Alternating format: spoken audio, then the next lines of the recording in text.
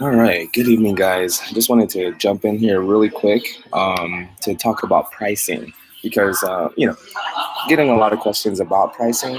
And so, in the description of this video, I put the link of our Google Drive, but just a little quick notes about our price list. We changed a couple of the prices because some of the increments were only $10 increments, and so I changed a little bit of that. Also, new clients, it's just one flat rate, 275 for all new clients for the first visit. And so that's where I'm at with pricing. And I guess, you know, while I'm on the subject of pricing, I just wanted to talk about value because it's really not about the money, is it? It's about value, right? We're charging for value. And that's the thing. I feel like everyone values things differently, right? And that's something I had to learn is that I can't charge for what I think that it's worth. I got to charge what the market thinks it's worth, right? Anyways, and the biggest challenge is feeling valuable yourself, right? Feeling like a valuable person. And I think that the biggest thing, like I talked about in the last stream, the biggest thing is changing the way you view money, changing your relationship with money. Whenever you see somebody with lots of money or you see someone with a nice car, do you catch yourself thinking negative thoughts? Must be nice. Or, maybe even as a child, we heard it from somebody that we cared about or we looked up to. Sometimes they say stuff like, oh, it's not good to have a lot of money, or money won't buy you happiness, or we hear things said about people with money that makes us believe as a child that it's not good to be rich. And so sometimes if you grew up like that, we carry that belief into our adult life, thinking that it's not good to have a lot of money. If we have a lot of money, people won't like us, or people will try to take it from us, or, things like that. Well, hey, what's up, Patty? Hey, June, I finally made it. Yeah. I'm just going to be in and out really quick. I just wanted to talk about pricing really quick and how to value our services and how to value yourself, actually. Um, And here's the thing, talking about value and how to price, Jim Rohn gives a really good formula. He says always give more in value than you take in payment. And that's in order to make an investment in your own future. So I couldn't have started off with these prices. I mean, when I first started House Call, this business 3 years ago, I wasn't charging $125, $150, you know, for one dog. I was charging like 80, half that, but I worked up to it. Where when I let the first I got the schedule fill up. Then when I had a waiting list, I had people on a waiting list. That's when I knew I could raise prices a little bit, right? So you let the market determine. You let the market let you know when you can raise prices. Bargill says, June, my new quote unquote boss, more of a friend really, said I should start buying tools and equipment to prepare for grooming. What should I start with? Oh, that's a good question. Because when I first started and I loaded up and bought tools, I racked up $800 on my mom's credit card. Oh my God, she reminded me of it for months. It took me months to pay her back, maybe about a year to pay her back finally. And the crazy thing is, I don't even use most of those tools anymore. I don't even have any of them anymore. They got stolen anyways. So that is a good question. Let's see. If I had to start over again, I think first I would buy a Greyhound comb. So you can go on Amazon, and Andy's has a pretty nice stainless steel Greyhound comb for like $8. So I would get a pretty decent, maybe $10, $15 Greyhound comb, right? And then I would get let's see, what else? Greyhound comb, a pair of straight shears, 7 inch. Here's why I say 7 inch, because a lot of people like them 8, 9 inch, but it's not the size of the boat. It's the motion of the ocean. No, I was kidding. I use that line a lot because I'm Asian. Anyways. But seriously, with the scissors, the short shanks are better because they are easier to handle, they're easier to hold, and they stay sharper for longer. I was talking with, I can't even remember his name, but They're the people who make all the scissors for everyone else, and people just slap their brand name on them. But I was talking to this guy who actually makes the scissors, and he was saying that the longer the shank, the harder it is to keep that tension. Where the blades are together, it's harder to keep that tension there and keep it tight. And he's saying that when you use it also dulls faster, right?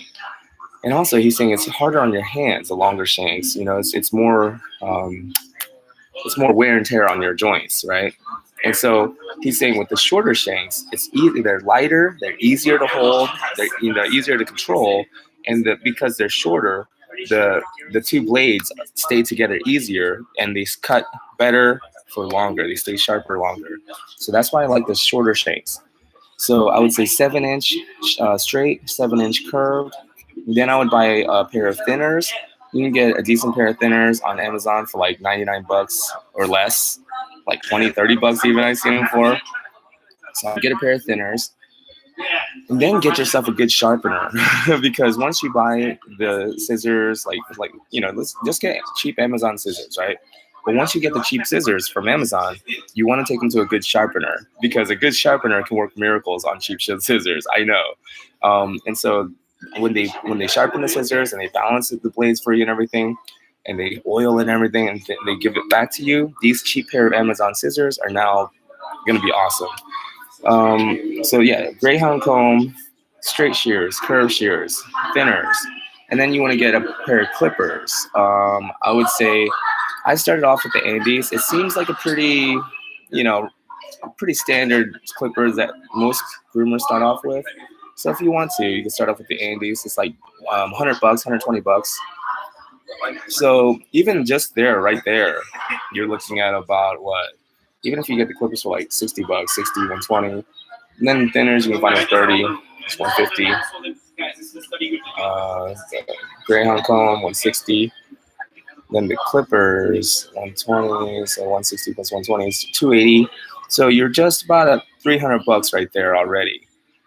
So, wow. Yeah, and the thing is, when you buy the clippers, though, it comes with a 10 blade, and sometimes it comes with plastic comb guards, you can work with. But I would invest in a pair of the Andes. I mean, no, the Wall stainless steel comb guards that are color coded. They have the blue, orange, yellow.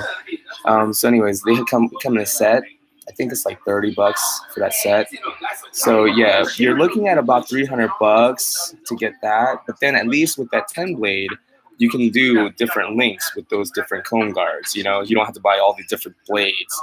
And if you're looking at like a seven blade, if you don't have a 7 blade, what I do is I put a 10 comb and then put a two guard, the stainless steel 2 comb guard over the 10 blade, and I go reverse. I go against the grain, and that gives you about a 7 length. You can't really tell the difference. So yeah, that's what I would do if I was to start off again and I had a budget of like 300 bucks or less. That's what I would do. I would buy the Greyhound comb, a pair of straight shears, 7-inch straight shears, 7-inch curved shears, a pair of thinners, and a pair of clippers. Andes, or I'm using Oster right now. Whatever. Just whatever pair of clippers, decent. You want to spend at least 100 bucks on clippers though. Don't buy the cheap clippers. Then you buy the stainless steel comb guard set. Now you're good to go. You can pretty much groom anything with that. Alrighty. Oh wow. Okay. I'm so busy. I want to stop saying that because everyone's busy. It's like as if being busy and like having a lot of things to do, and as if that's something unique to me. Like I gotta stop saying that. We're all busy, right? Chris R. What's up, Chris R? Patty says, I also need a pair of good nail clippers. How could I forget that, Patty? Thank you so much. A good pair of nail clippers. And you can get a pair of Miller's Forge for like 15 bucks on Amazon, right? Bargill, dang, maybe I should just invest in a class like PetSmart offers and finish it and get their starter set. Yeah, I mean, there's many ways to become a groomer. Here's the thing, though. Start with the end goal in mind. Christina Pulaski says that if you ever take a workshop or a demo from Christina Pulaski, she mentions it several times. Always start with the end goal in mind, right? Have a finished image of the finished cut of the poodle or the vision or whatever you're working on. See it finished in your mind first before you even start, right? I like to say the same thing about your grooming career. Start with the end goal in mind. What kind of groomer do you want to end up being, right? And then that will give you work backwards from there, reverse engineer from there. So me, because I knew that this is what I wanted to do. I knew I wanted to travel around, and I didn't want to be stuck in one shop. I didn't want to be in a mobile van because I just felt claustrophobic. I love working out outside, and today I worked in someone's backyard. Oh my God, and the pool's there. It was amazing. I love what I do now, and driving to people's homes, seeing different people's homes, the beautiful, meeting famous people, like, wow, right? This is what I always wanted 10 years ago when I started. So because I knew what I wanted, because I knew what kind of competition groomer, I thought I wanted to travel on to all the trade shows and participate in all the competitions. It wasn't even about winning the competition. I just wanted to be a part of all that, and establish myself as like a real professional groomer. But now it's like I really don't want that. It's changed. But because I knew I didn't want to be just a normal groomer, not normal. What should I say? I didn't want to just groom to pay my bills. Okay, I didn't want to just groom every day and just pay my bills and then retire someday. I knew I didn't want to do that. If I was gonna do dog grooming just to make money, I'd rather just go back to car sales because the money was better. So it's not about the. I was like, if it's not about the money, then I really want to make it make it interesting, make it meaningful, purposeful. I think too many of us, myself included, we just drift along. We just drift along through life. But here's the problem with drifting. Nobody ever drifts to the top of a mountain. You know, you don't end up in a well-designed place, a well-designed goal, a destination for yourself. You don't end up somewhere by just drifting along aimlessly. You have to set a goal and you have to work towards it in order to achieve meaningful goals.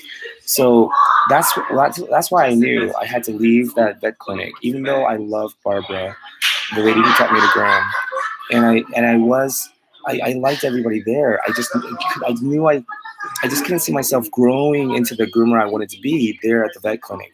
We called it the dungeon. They put us down in like the basement, and we called it the dungeon.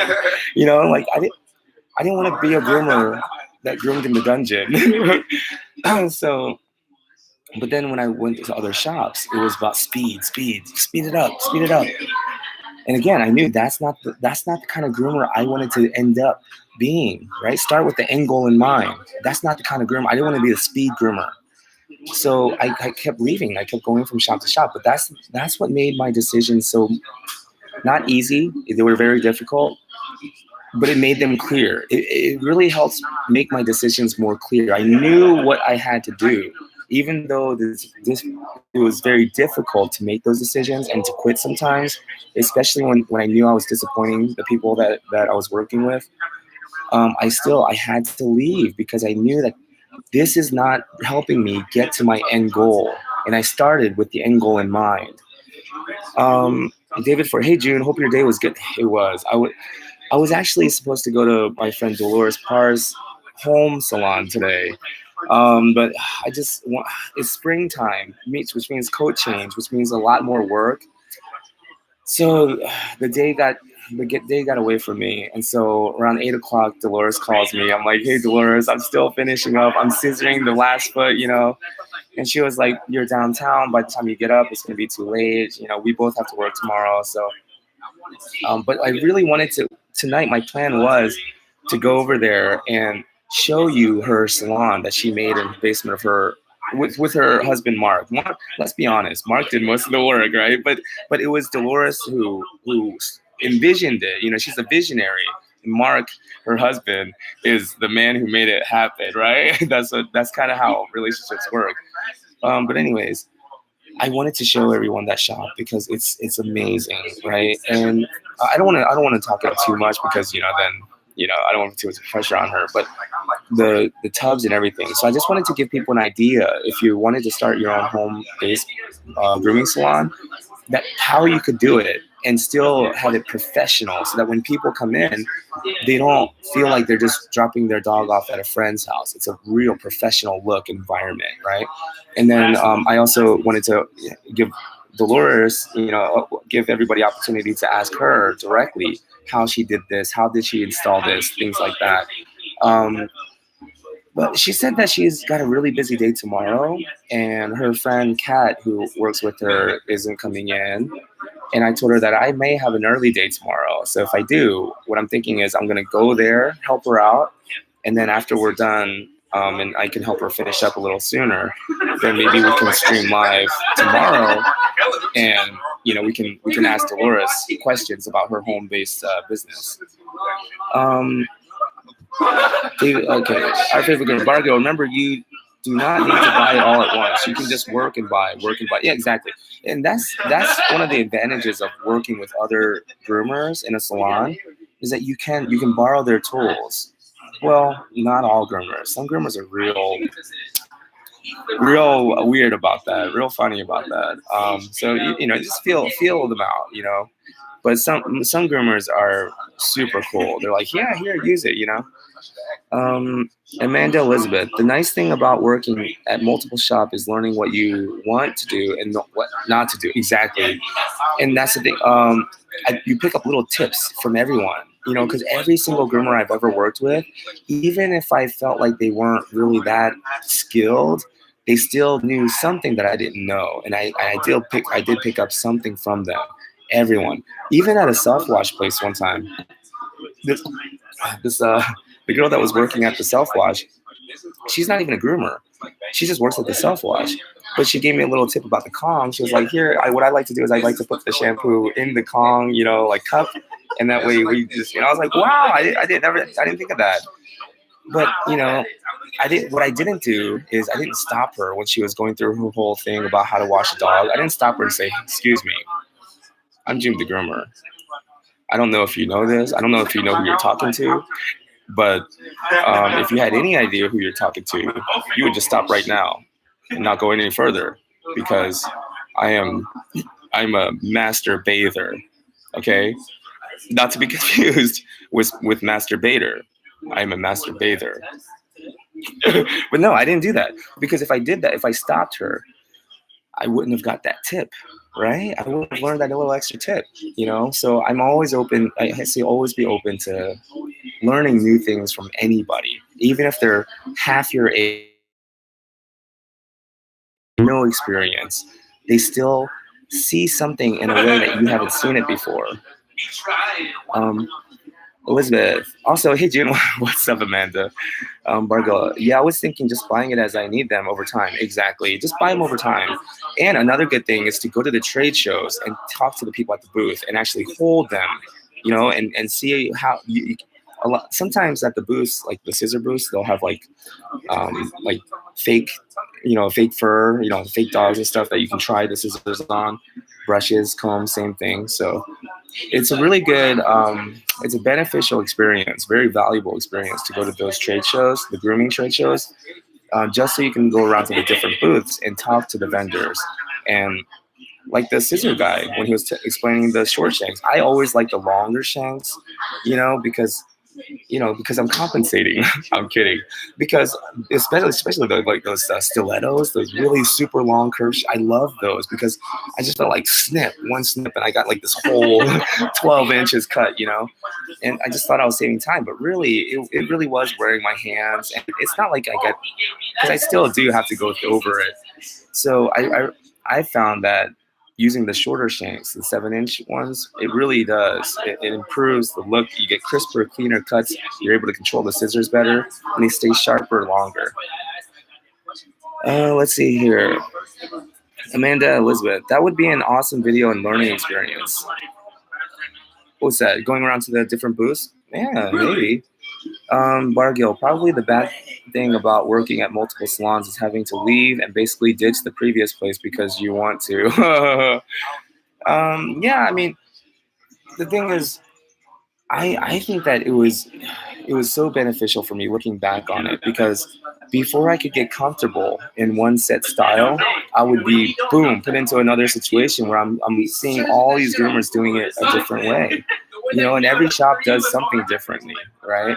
And so yeah, you start to learn different ways before you get comfortable, and then that way I didn't really have any habits to break because I never really formed any habits. I was always just kind of adapting. I was constantly adapting. Um, Amanda Elizabeth, I was talking about tomorrow's house salon, but that would be a good idea too. Oh yes, so yeah, tomorrow. That's what I'm going to try to do. I have a client. I'll just go ahead and say it. It's a celebrity. It's a famous person, right? And so, wow. But anyways, that tomorrow I'm going to one of my famous clients' homes, and then when I'm done, hopefully I'll be done around 3 or 4, and then I'm gonna try to make it over to Dolores's place. She's in Flowery Branch, about 20 minutes north of my house. So I'm gonna try to make it straight up there to her home salon, and then if she's still working on some dogs, I'll help her out, help her finish up, and then you know I'll try. Dolores said she's open to it, but again, the scheduling and everything, and plus I got to go to Boston this weekend, so we'll see. But I'm gonna try to because I really think because the reason why this whole thing's the idea sparked is my other video where I was saying that I wanted to bring grooming out of the negative public image that people have about dog groomers. I was like, I want to take it out of the backyard, out of people's basements, and into the professional platform. I felt immediately after I made that live stream and made that comment, I felt so terrible about myself because I knew Dolores has a salon in her basement, but it's not like that. It's what I was talking about is people who don't even make an effort, right? With her, when you walk in, it's like, oh my God, this is your basement, It's like you walked into a whole nother world. So I called Dolores. Well, I texted her and then I asked if she had a minute. We talked. And I told her what happened. I was like, I'm so sorry, Dolores. I don't know if you heard me. If anything, I'd like to show people your shop. And, if you're open to it, have them ask you questions and so they can set up their own shop at home like that. And she's amazing. Dolores is the sweetest person in the world. I mean, I don't know. I mean, it would take a lot to make her mad. I think I could go and punch her in the face, and she'll probably be like, "Oh, June, why did you do that? Well, let's go and talk." Like, what, Dolores? I just punched you in the face. Like, don't be so nice to me. What? I'm kidding, but super super nice, like unbelievably nice. So you guys will meet her. I think I'm gonna try to stream live at her place tomorrow night.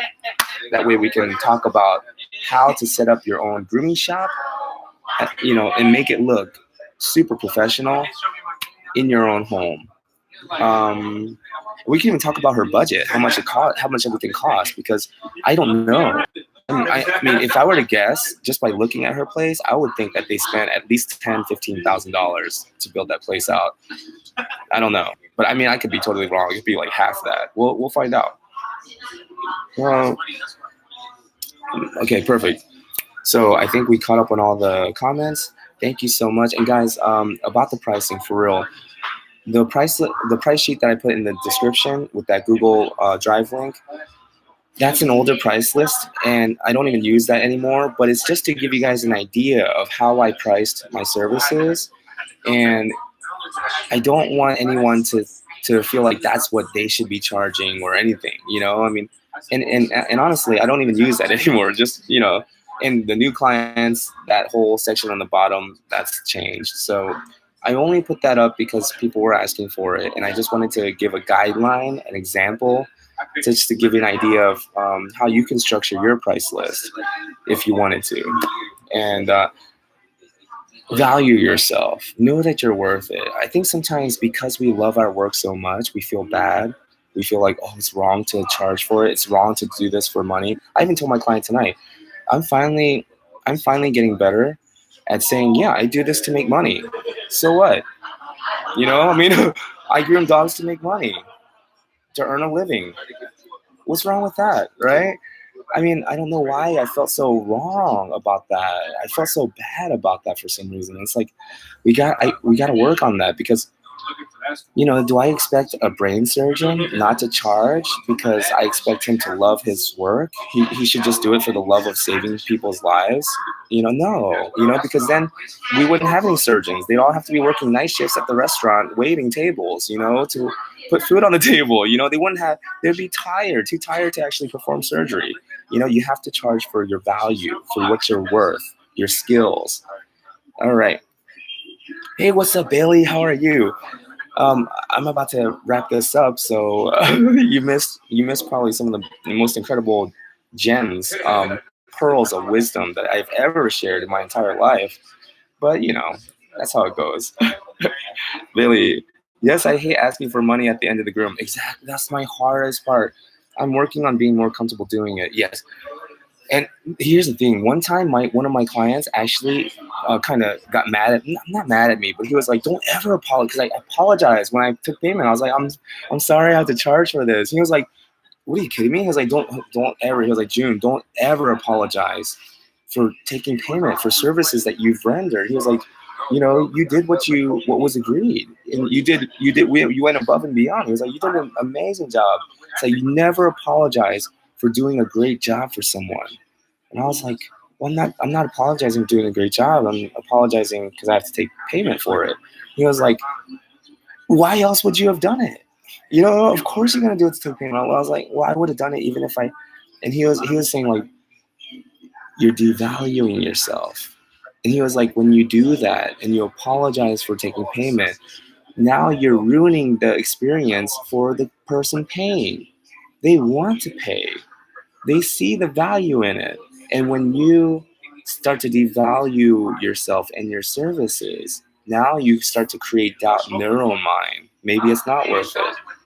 Maybe it's not, maybe I shouldn't be paying this much, and they all of a sudden this experience that they could have enjoyed and really, really um, savored, right? They could have really relished in this great experience, their dog looking beautiful, and they paid what they really felt it was worth, and they valued it, and they feel like I paid this much to take care of my dog, and I feel like a great person. And now all of a sudden you're saying, "Oh, it really wasn't worth it. I'm sorry I had to charge that much." You see? So I realized how selfish it was of me to take that from someone, right? to to take that experience, to deny them that happiness, that joy, because I feel bad for taking payment. That's my problem. That's my issue I got to deal with, right? They shouldn't have to sacrifice the joy of that experience because I don't feel comfortable taking payment, right? And so I really had to work on that. And that's why I wanted to share this. It's not just about the pricing. Forget about the price chart. I put it up there because people asked, but forget about the actual price. It's really not about the price, is it? It's not about the money. It's about value. It's about valuing yourself and your time, your services, your skills, what you have to offer, valuing that. And once you value yourself, then you start to attract other people who value that you as well. And then taking payment becomes a pleasure, right? It's a pleasure to do business with you. That's the best kind of business where everybody wins, where it feels like a win-win transaction. You know, I love feeling when I drive off, I love the feeling that my clients are probably high-fiving each other. I want that. I want them to celebrate like they've won, like they got the better end of the deal. But honestly, when I'm like depositing that check in my bank account, like I'm high fiving myself. It's a win-win. It's a win-win situation. But again, it's not about the money, money, money. We don't want your money, money, money. It's not about the what is it? We just want to make the world dance. It's not about the price tag. Ain't about the cha-ching, cha-ching. Ain't about the ba-bling, ba-bling. We just want to make the world dance. It's not about the price tag. Anyways, I just came up with that just now on the spot. Came up with that tune. Isn't that amazing?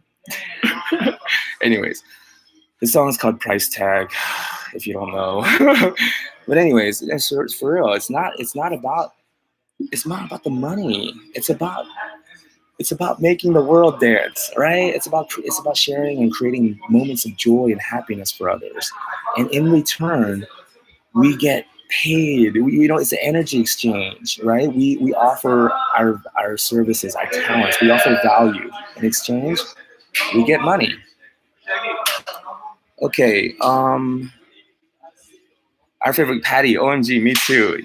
I mean, I'm telling you, I think a lot of groomers struggle with this because we're people pleasers at the core. To the core, we're people pleasers. We feel anxiety when we feel like we're letting someone down, right? I mean, it seems like that's just common thread of most dog groomers.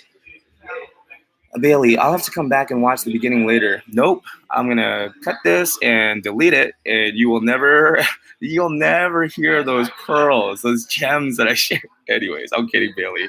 Um, Patty says, "Does your prices include a traveling cost?" No, no, because my car rides literally have turned into $1 million car rides. So yeah, I mean, it's like I ride with Seth Godin, Joe Rogan sometimes, Arnold Schwarzenegger, who else? Robert Greene. Oh man, Robert Cialdini. These amazing people, these heroes of mine. They come in my car and they ride with me every morning and at night, and they just talk to me. So I personally enjoy the commute. I don't charge for the trip. Bailey, so true. Energy exchange, love it. Exactly.